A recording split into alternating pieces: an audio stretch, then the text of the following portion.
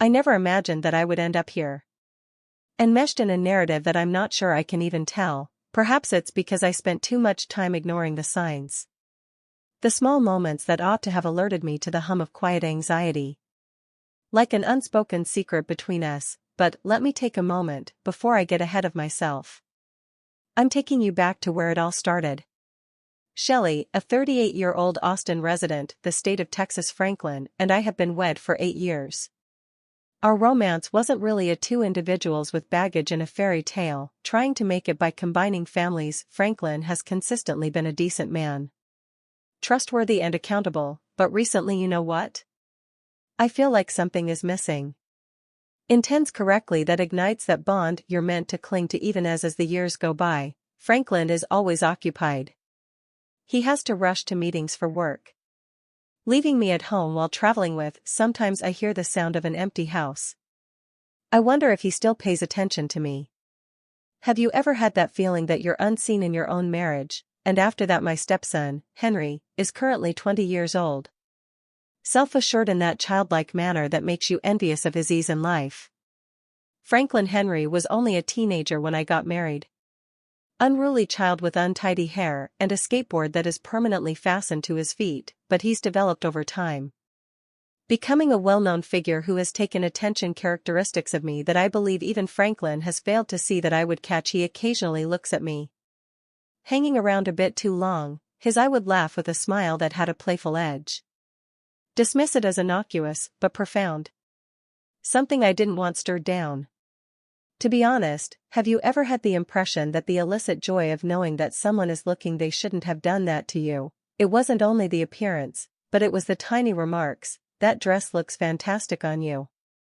His tone would be just on the Shelley border between being playful and anything else, or the way his hand would come into contact with mine when we went by one another in the cooking mishaps, or so I said.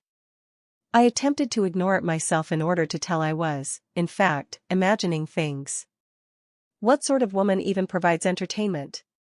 Ideas such as these, but loneliness does oddities for you. It causes you to yearn for contact and attention. Relationship, even if it originates from the incorrect. Franklin was constantly too busy to observe the rising tension in our home. Perhaps that's why it was so simple for Henry and I to enter this weird "we weren't going overboard" dynamic. Not yet, but the razor line was present. Thin, just ready to break, and then the night that made all the difference. But let me ask you this before we arrive. How recently did someone look at you, act as though you're the only object in the world? Do you recall the sensation?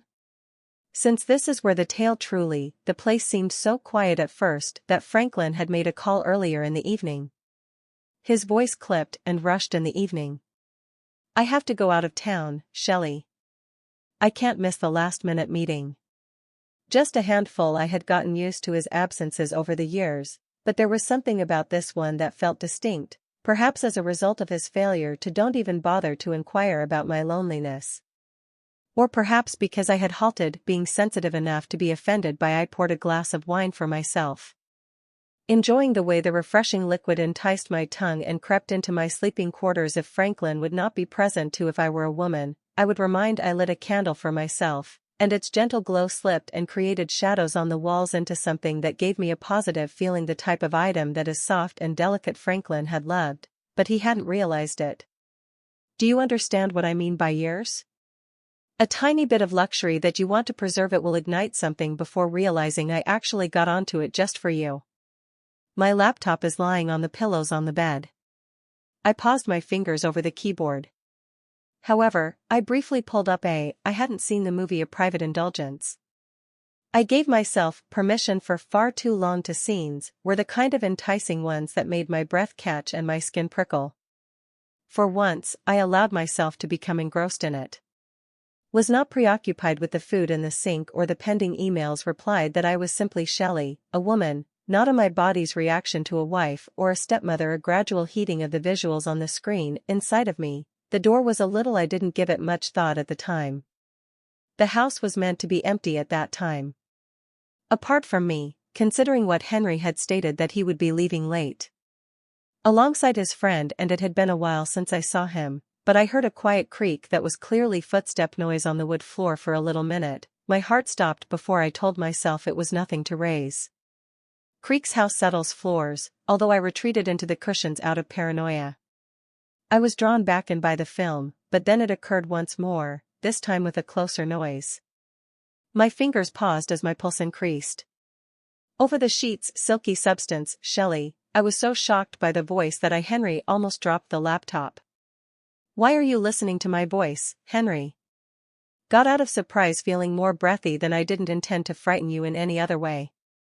He spoke in a low, almost contrite tone. After my plans altered, I chose to return home. His form first emerged at the doorway. And I hastily pulled the covers. My heart is racing around me as he looks at me. Dropped a quick flicking motion to the prior to locking my laptop. I didn't mean to stop the soft way he was saying it. Purposefully made my stomach turn. Feel my cheeks getting hotter as I scrambled for a reason, but what could I say that I believed I was by myself? Please excuse me, I controlled my voice while watching a movie. His lips twisted into a tiny shaky right. He leaned lightly and smiled knowingly. In opposition to the door frame doesn't appear to be the type of Franklin watches a film with the air seemed heavy between us. Charged, but he stayed and didn't shut down the door or grant me the seclusion I sorely required, yet he remained there, observing me with such vigor that I cleared my throat, which made my skin prickle. Attempting to restore some measure of "Did you need anything?" control? I just wanted to confirm that you were all right. Stated in a softer tone, and you looked to the words lingered in the air, distracting. I sensed that neither of us moved for a little moment. Not only physically exposed, but the loneliness on an emotional level, annoyance, the desire I'd been for so long, it was all there, suppressed. Boiling slightly beneath. The Henry must have sensed it from the surface, since he moved closer to my breath. Captured as he entered the room, his dominating presence, magical Shelley, he remarked, his voice hardly audible. Are you certain you're above a whisper? All right, his query seemed weighted, as if he wasn't merely inquiring about tonight, but inquiring into every aspect of Franklin's lack of awareness regarding the stress that had developed. I nodded. After months of development between us. My silence is failing me, but my voice seemed to be more powerful than words. Henry's eyes might have stayed on mine. His dark eyes, and perhaps Franklin isn't looking for it. His voice was calm and quiet as he spoke, yet I fully absorbed the significance of Henry. His words are settling in. Can't I? He interrupted me again. For a little period, the world felt softly like my head was racing, but it had stopped whirling. Having 1,000 explanations for why this was incorrect reason it couldn't occur, the reasons I had to stop it, but my body deceived me by absorbing the heat from, if anything, it hadn't faded earlier. Escalated, and I detested myself for it. I detested how his remarks caused me to feel how the space appeared to fill with his presence, denying room for logical thought. Although Henry didn't approach, he didn't back off, or what was he waiting for? I was unaware of the tension between us, but was evident. Unquestionably, I had to make a decision. That have you ever had the impression that you're standing on the brink of a precipice, aware of one mistake step could cause you to fall, yet not being able to pull oneself back? Is where I was at the time, captured between what I should do and what I desired and what I was aware was prohibited. What actions would you have taken? Because I'll tell you this, everything happened that night. Altered. The morning after that evening was painfully uncomfortable. I woke up earlier than normal in the hopes of completely avoiding it, but I heard every sound as I went through the home. Appeared to intensify the spoon's clink, the shuffling of my coffee cup against the hardwood floor, slippers. Everything felt really quiet in the silence. And was I avoiding Henry, or was he? Imagining his door creaked open, and I heard it. Automatically stopped the sound of his. There was a wave of footsteps in the corridor. Of uneasiness that passed through me, then unusual, unquestionable anticipation. He didn't say hello to me like he usually did. No easy chat, no casual good morning. Instead, he walked and talked about the day ahead. Past me, his eyes nodding stiffly. Concentrated outside of myself, as though I wasn't there, but his shoulders were strained by the way his jaw tightened. Spoken a lot. Have you ever had the impression that a storm was being held back by someone? Feelings as though they were preserving everything that is right below the surface. That's precisely what it is, ready to explode. Thought that with Henry, that I spent the morning in a daze of mixed feelings, whenever I thought regarding the evening, before my cheeks turned red. With shame, but there was an additional shameful, exciting part of me that repeated his eyes' expression, the persistence of his intense stare, followed by the remorse struck. How could I have felt this way? Regarding Henry, for God's sake, he was my stepson. Reason, but I couldn't ignore the excitement. Thrill rushed through me when I remembered I didn't think I would ever see any of his words. You enjoy the tension in this day dragged on. The air between us is oppressively thick. By nightfall, I was worn out, not from motion, but from the continuous whirlpool of feelings and ideas that I couldn't seem to escape. It was nearly midnight. The front door creaked open, and I heard it. Had been nursing while seated in the kitchen. A cup of tea while attempting to calm my Henry stumbled in with a restless mind, and it was obvious that he had been consuming his shirt. Was unkempt, his hair unkempt, he moved with a certain looseness. Shelley, he added, that was unusual for him. He leaned, his speech slurring slightly. I tightened up against the kitchen counter. He had never uttered my name before. I inquired, name all day, Henry, are you okay? My controlled, deliberate voice. He released a laughing without amusement while passing a hand through his untidy hair. That's a loaded question, isn't it? Am I okay? I got up with the intention of assisting him in bed, but his motions brought him closer. He waited slowly and deliberately, saying as changing to a softer tone, I need to talk to you about something raw. Henry, you're intoxicated, whatever it is.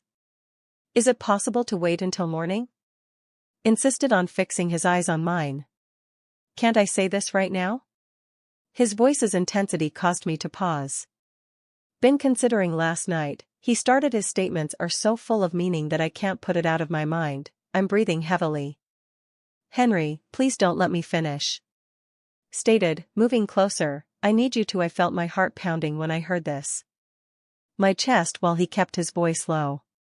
And nearly hesitant, I didn't intend to interrupt you. He looked into my eyes as he spoke, but as I succeeded, and he shook his head and broke off. It made me feel something that I didn't, except for Henry. I seldom spoke at all. We shouldn't do that over a whisper, shall we? Cut off his tone, saying, don't pretend. You didn't sense it. His words lingered in the air, and I also froze. Daring me to ignore the reality, Shelley, I'm not a kid, he added in a voice. I'm not just your stepson, softening a man, and I saw you last night. In a different way, I realized that I'd been observing you in a new light for a while. His admission immediately made me tremble. Spine, I wanted to sprint as far as I could. As much space as possible between us, yet this isn't where my feet felt rooted. Yes, I was able to speak. Perhaps he didn't disclose that he was shaking. His gaze is fixed on mine, but it's actually, the air between us was brittle with I was unable to resist a magnetic attraction. Henry, disregard what I said, we cannot. He took another step closer, then faltered. Why didn't he ask in a voice, just above, tell me in a whisper that you're not feeling it? I also opened my mouth to object and say even though he was mistaken, the words wouldn't coming because, in reality, I did sense it.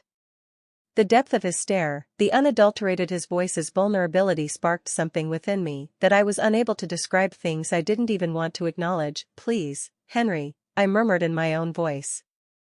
This isn't cracking, but before I could finally, he extended his fingers. The touch that brushed against mine was electric shock that sent a shockwave through my I can't stop thinking about my complete body. He said in a shaky voice about how you seemed last night, about how I really wanted to, but he shattered his jaw. I withdrew my hand, tightening from the situation's realism collapsing. I remarked in a voice, this has to stop on me, steadfast in spite of my internal turmoil. We cannot do this, he said quietly as he nodded. Display a blend of remorse and I'm sorry, he said in a voice of longing. I didn't mean to make you hear it. Uneasy, and then he pivoted and departed, leaving me alone with myself in the kitchen, my heart pounding, and the overwhelming weight of everything unspoken while I lay in bed that night, I unable to quit playing the conflict in my thoughts. the glance and the unfiltered emotion in Henry's eyes voice had completely shook me. How where might we go, and had we arrived here? Perhaps proceed from this point. Have you ever been in an instance where the distinctions between where every decision is a haze of right and wrong seems to be the incorrect one? That's precisely where I ended up, and the saddest part was that I secretly doubted I wanted to leave that evening. I couldn't rest because of Henry's late-night confession lingered. Hefty, and every time I closed my eyes, it felt oppressive. I witnessed his face's unadulterated vulnerability. How his mouth quivered as he said, the hidden longing in his eyes. What was it was occurring to me? I convinced myself. Nothing, that it was only a brief instance of weakness for us both, yet in my heart I realized that something had changed between us, and it was irreversible. The house was unusually quiet the following evening. Henry and I had been cautiously quiet, dodging one another while dancing around the increasing hostility without ever resolving. It was as though we were perched on the edge of the brink of something hazardous. Neither of us had the courage to name. I was absent-mindedly in the living room, looking through a magazine while Henry flooded the room as he walked in. Immediately, and I could feel my heartbeat. Hey, hurry up, he urged in a voice. I looked up reluctantly, making a casual. He paused in the doorway, yet he smiled. If considering staying or leaving afterward, he approached his moves that are intentional, but uncertain if we could speak. He inquired in a tone gentle. I put down the magazine and put my heart down. Hammering around. What do you know about his eyes? Locking onto. I was struck by how intense his eyes were. Unable to turn away, he took a seat on the couch next to me, as close enough for me to could sense the warmth coming from his. We shouldn't have started, body Henry, but he stopped me, and I knew his voice. I'm aware that we shouldn't. Yet it doesn't alter my feelings. His words conveyed a chill me to the bone. Do you have any understand how it feels to see you each day? He went on, his voice quivering with need. I opened up to you, and no, I can't have you. I opened my lips to reply, but nothing came out. His voice softened as he said, Out, Shelley. You're intelligent, gorgeous, and all I've ever desired, and it was his confession that drove me insane. I was out of breath and felt I should end this. Put a stop to it before it became any worse. Farther, but I was unable to go. Talk, and then he extended his hand.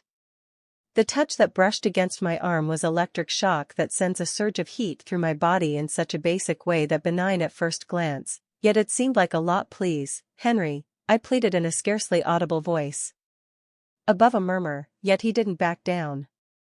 Rather, his fingers continued to trace line that ran down my arm and caused my skin to. You don't feel it either, he says with a tingle.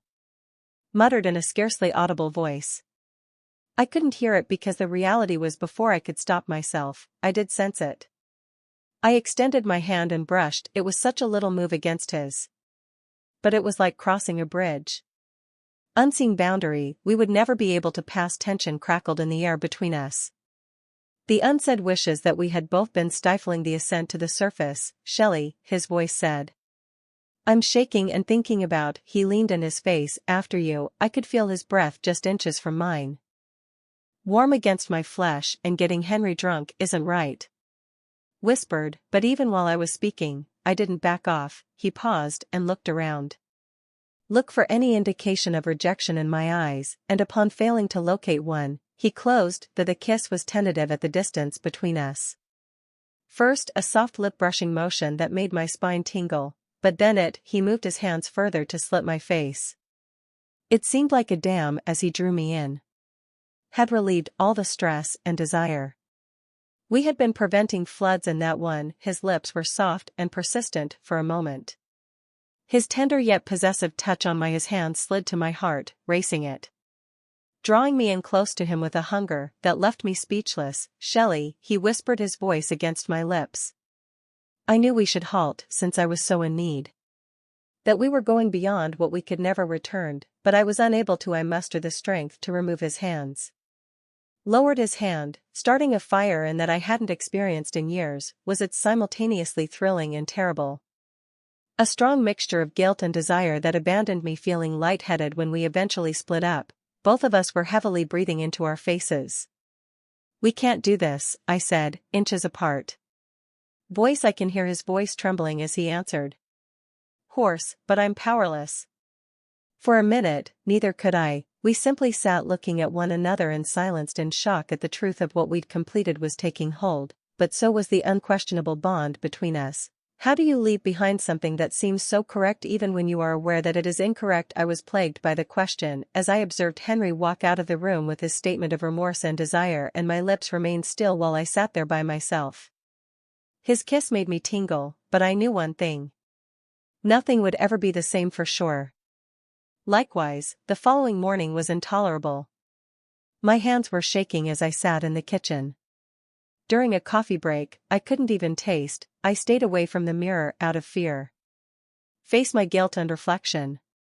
What I had done was written all over it. Had gone too far that I would never be able to go back. Even worse, I wasn't certain I wanted to. Each and every second of that prohibited meeting replayed the intensity of Henry's, the flame that had been kindled within me. Following years of feeling chilly and neglected, followed by feelings of remorse, the stifling, overwhelming guilt of, is this how I might betray Franklin? My husband, Franklin, the guy I had promised to respect, love, and honor. But even as I pondered about him, my thoughts returned to, I convinced myself that it was an error, Henry. Moment of vulnerability, but was it really so bad? Something that I had been longing for. I was unaware that I needed it. Until Henry demonstrated it to me, after which there was, what did this say? Is the deeper question. Regarding my marriage, when I encountered issues, my relationship with Franklin has grown so hollow. We lived together in a house, but not much else. Otherwise he was far away and distracted, and I had ceased attempting to fill in the years of Henry's focus had previously filled a gap. Even if I hadn't acknowledged, filling Henry had to pay a price to avoid that emptiness. His presence with me for the remainder of the day diminished to a shadow inside the home. That he brought a duffel bag downstairs in the evening. Draped over his shoulder, "Bag, I must," he said, "get out of here for a while." "Henry, wait," I pleaded in a tight voice. "I just need some time to ponder before I rise up." Interrupted, unwilling to look into his eyes. What transpired is too much for me. Desired to halt him and implore him to stay. However, what could I say, and what was my right? Must ask him anything after what we'd finished. He left me by walking out the door. Occupying the center of the living, feeling more isolated in the room than after a week, Franklin returned home. Joyful and unaware of the storm, he kissed my lips, while screaming beneath the surface. Check, absently inquiring regarding the house, bills, and the usual drab subjects. It seems unreal that we talked about it constantly. Pretending while standing in our kitchen everything was all right, but my thoughts were interested in Henry, who had not since he left. He has texted or called, whose hand was still on my skin. Where is Henry? Franklin, like a brand, inquired nonchalantly as he poured a glass for himself of water. He's staying with one of my friends. Said incoherently that he needed a. Franklin shrugged, a change of scenery. He mumbled, unfazed. Kids these days. Made an effort to grin, but my heart was racing. Every conversation with Franklin felt like a betrayal. I was unable to look at. He looked me in the eye without feeling as though I was dishonest, but what was most concerning was that despite Henry's absence, there is tension in the air. His presence persisted. The home felt heavier than usual. Was waiting with its breath held for something that will occur in a few days. I was folding laundry in the living room. My phone buzzed, so I looked at the screen, and I felt sick to my stomach. "Henry, we must speak." I gazed at the message that made my pulse race. What was he looking for? To discuss if he would disclose. The thought made my blood rush. Franklin. I typed back swiftly, but not right now. At Franklin's house. His response nearly, I need to see you, so I don't care right now. My hands were shaking as I swallowed hard. What was he thinking when Franklin departed that night? To go to bed early, leaving me by myself. I sat in the dim light of the living room. Henry's behavior had me reeling. Been inconsistent since he departed, and I didn't understand what he was capable of. If he was upset, was he going to reveal hurt? Everything, and suddenly, as though called upon by my phone buzzed again, so I checked. The message in your email said, I'm frowning. I turned on my laptop and signed in. I count there, a message appeared from I clicked it with my heart in my chest, Henry. The email was brief, with only a few lines, "You're always on my mind. About us and what transpired, I am aware that incorrect, but I don't care because I need your shell. And I believe you need my breath as well." The email that got stuck in my throat was then a finger attachment wearing hovered over the mouse's hesitancy. With I finally clicked out of curiosity, and there was a picture of Henry's hand resting in close-up, his skin burned on his naked chest. Lips parted in a manner that caused my heart to race. I felt my cheeks flame while I gazed at the image, a mixture of desire and shame flowing. Another message arrived through me. "You sense it, don't you?" I shut down the laptop rapidly, my heart is racing. What was he doing? Was this how he pulled? Was that something else, or was it me going back in? The days that followed were completely Henry didn't reach out again because it was awful. However, the harm was done to the memory of his words, his kiss, and his touch were everything on my mind, followed by one evening while I was preparing to go to bed. When my phone buzzed once more, I picked it up and my heart pounded upon seeing his name on the screen. The brief message struck, "I'm outside, and I feel like a lightning bolt." I froze, wondering if he was there to speak. Or was there another reason? Let me ask you what you believe Shell ought to do. Give your thoughts in the following. If you want more tales, leave a remark below. Of treachery, love, and the intricate dance, please remember to subscribe to The Heart. Let's listen to heartbreaking tales of adultery. Together, we must traverse these emotional waters.